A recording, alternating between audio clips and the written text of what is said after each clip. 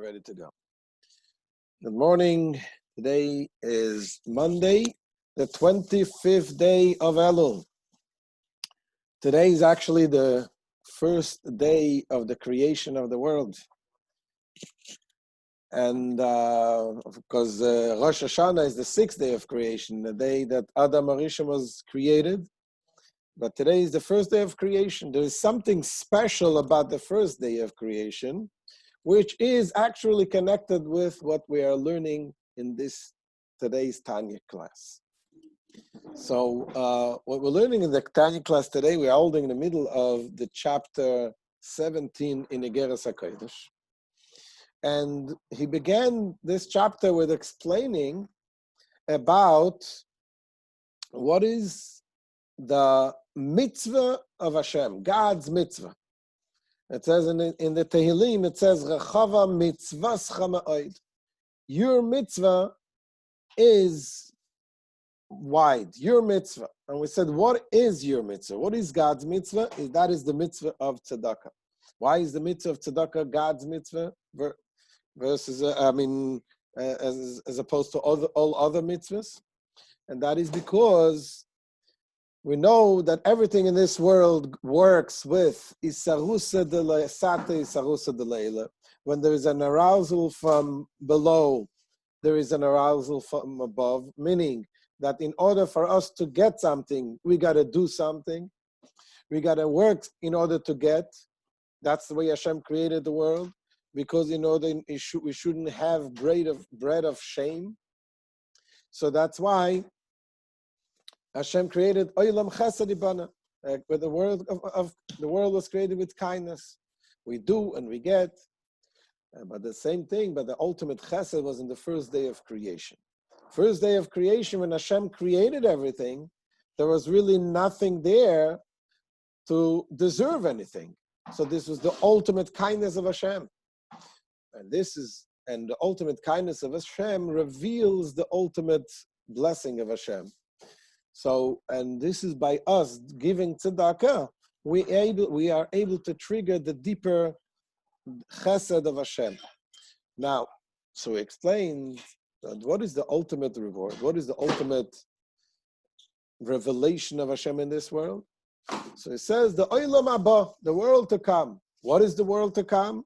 It says we would think the world to come is Gan Eden, Garden of Eden. So Alter Rebbe says no. That's not the world to come. Ultimately, the world, even Gan Eden, is considered also part of Olam Hazeh. And they compare that, it says there is, just like when you have the principle and you have the fruits, it says the fruits is being eaten in this world, and the principle remains to the world to come. What is the fruits? Fruits is something that is not the same, it changes. Just like a tree, the principle is the trunk of the tree, and the fruits grow, and each tree grows differently, each fruit grows differently. So the same thing, all of God's revelation, even in Gan Eden, it is all comes from the Torah study that they studied in this world, and each one in their own level, and they only get a certain amount, as much as they can get. As much as a person, as much as they can grasp. But the world to come is the world of Tchiyat HaMetim, the world of resurrection. And here the Alter Rebbe continues now in the Tanya in this line. So let's look inside. Says the Alter Rebbe, V'zeu she'omru Chazal, ve'atroiseyem berosheyem v'neinim chulu. It says, our sages tell us that Olam haba, what happens in the world to come, that the tzaddikim, they sit there. It says olam haba, there is no eating, and there is no drinking, and the tzaddikim are sitting and enjoying the glory of the Shekhinah, the delight of in the radiance of the Shekhinah. So, by the way, there was once a chassid say, back in Russia, when the Hasidim, they got arrested for spreading Yiddishkeit, and they sat in prison. So they say what's going to says, they said about this sitting in a prison, they said, we are just like the tzaddikim in Gan Eden. It says that tzaddikim in the world to come, there is no food, there is no drinks, and the tzaddikim sit. So there we have no food, we have no drink, and we sit. So the Olam Haba is that tzaddikim, they sit and they enjoy the radiance of the radiance of the divine presence. When it says that the crown is on their head, what does it mean that the crown is on their head? Says the Alter Rebbe, a crown is something that encompasses, it encircles. It is called keser, it is called a crown, which is related to keteret. The first, like in the Beis Hamikdash, they had a crown around the Beis Hamikdash. On top of the roof of the Beis Hamikdash, they called it like a crown.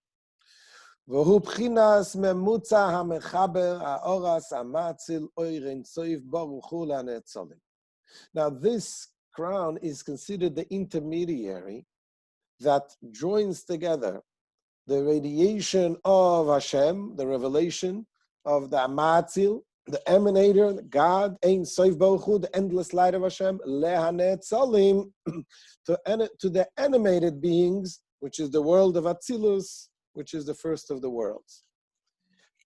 Says the Alter Rebbe, Lo Osid, Yoir ve'izgale, ba'olam hazeh, lekol hatzadikim sheyakumu b'tchiyah.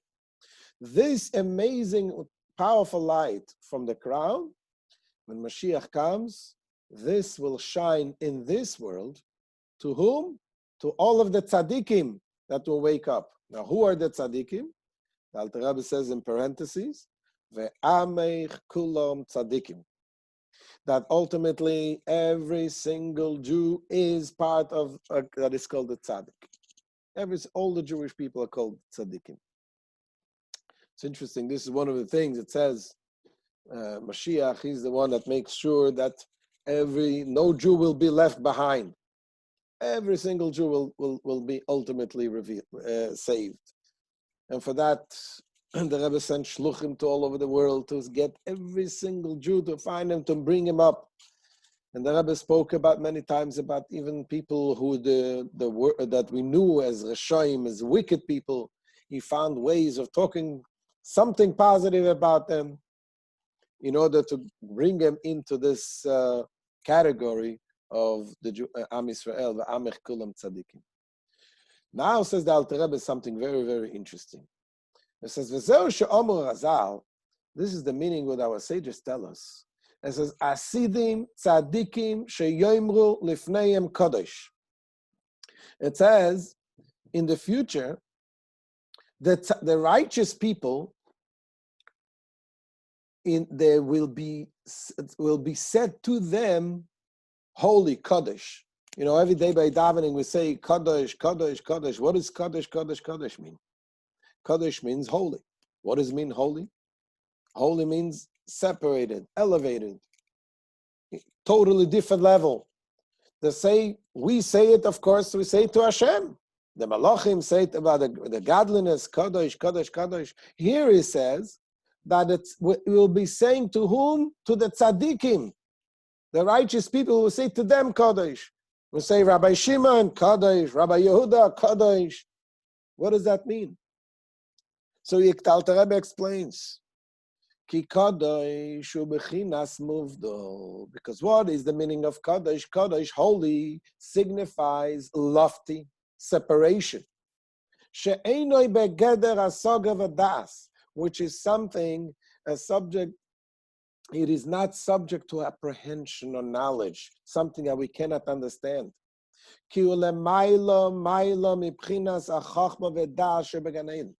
Because this level of God, of holiness, of godliness, is way, way above. It transcends the level of wisdom and knowledge that we have in Gan Eden. In Gan Eden, there is the level of wisdom that is revealed there. But there, it is way, way above. Because Because this, as scriptures tells us, the chachma, the wisdom, me'ayin timotze, it is found from ayin. What does it mean? The source of the chachma is ayin. What does ayin mean? Ayin means naught, nothing, like it's nothing. Why is it called nothing?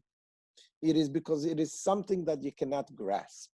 It is the level which the source of wisdom, which you cannot grasp. And hu bechinas keser elyon anikra ayin b'zoyer HaKodesh. This refers to the supreme keser, the crown, which in Zohar it is called ayin. And this, says the Alter Rebbe, v'ashpa'osoi v'arosoi b'chinas gilui udavke keshaneshama tislabesh beguf zach v'tzach achar hatechiyah. He says the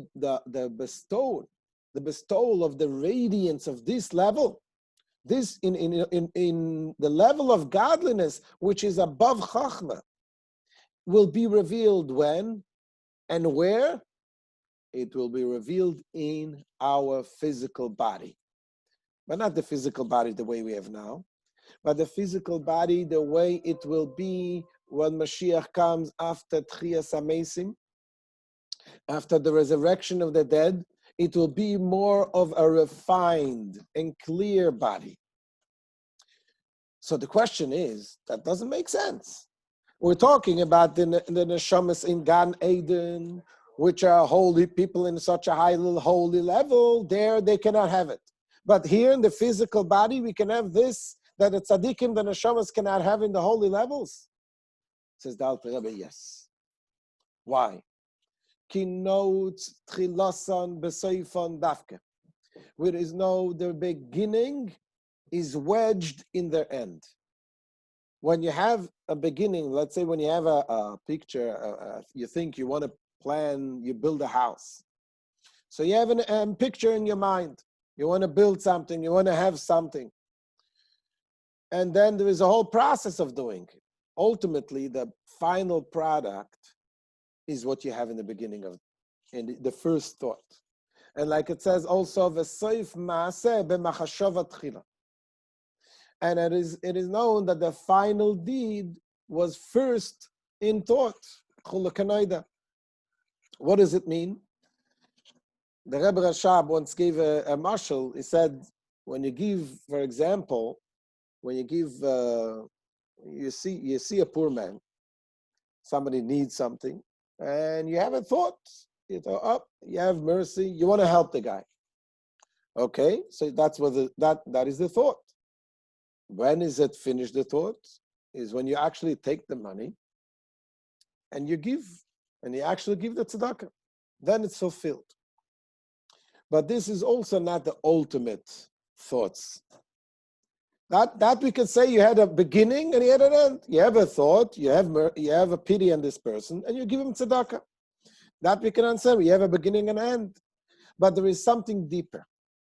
There is what it's called soif maaseh b'machashava tchila. The end of the action is in the very beginning of the thoughts. What is the end of the action? When you see that poor man taking the money and going buying some food, and you see how he feels and he has a good meal because you gave him money, now that's already the soif maaseh. Now this is the end of your thoughts, because ultimately you wanted to give him in order that he should be able to sustain himself, to eat something. So this is what it says, Seif Ma'aseh Machshava Tchila. So the same thing is also, when Hashem created the world, what was the ultimate purpose in this creation of the world? Is that through the mitzvahs that we do, physical mitzvahs in this world, we fulfill the mitzvahs. We are doing the first thought that Hashem had to be revealed in this physical world. And that is the ultimate, the very essence of the machashava, the thoughts of Hashem, the very essence of the will of Hashem. And that is revealed where? Not in the spiritual worlds, in the malachim, and the angels, and Gan Eden. This is all good and fine. This is enjoying the beauty of God's revelation, and that's beautiful. But that is not the ultimate thought of Hashem. The ultimate thought is the actual mitzvahs that we do in this physical world. This is why it says that the tzaddikim, even in Gan Eden, as much as they enjoy the the glory of Hashem, the radiance of Hashem's glory, but this is nothing to compare what will be when Mashiach comes and Hashem will be revealed in the physical body and in this physical world. Continues the Alter Rebbe.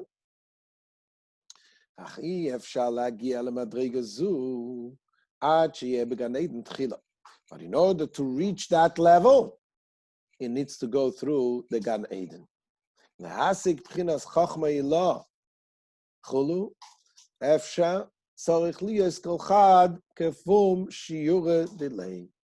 To apprehend the degree of supernal Chachma, each according to his measure.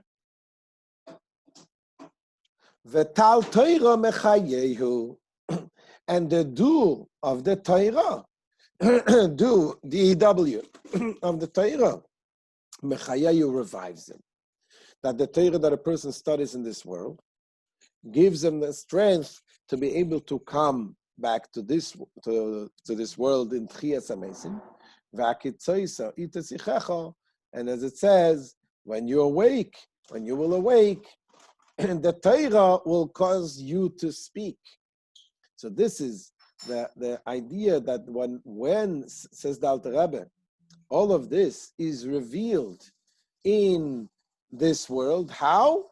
Through the mitzvah of tzedakah. Because the mitzvah of tzedakah is also to give someone who doesn't have from his own, that reaches the ultimate tzedakah of Hashem that he gives to those who don't have of their own, and especially like the beginning of the creation, like today, the Bria Sa'olam, when Hashem created the world, and the ultimate revelation that Hashem gives will be B'tchiyas HaMesim. It will be very soon, the Tchias HaMesim. This is the end of today's shir. We'll continue tomorrow, Bezrat Hashem, 9 o'clock. And please join, please share and subscribe. Anyone has any questions, you can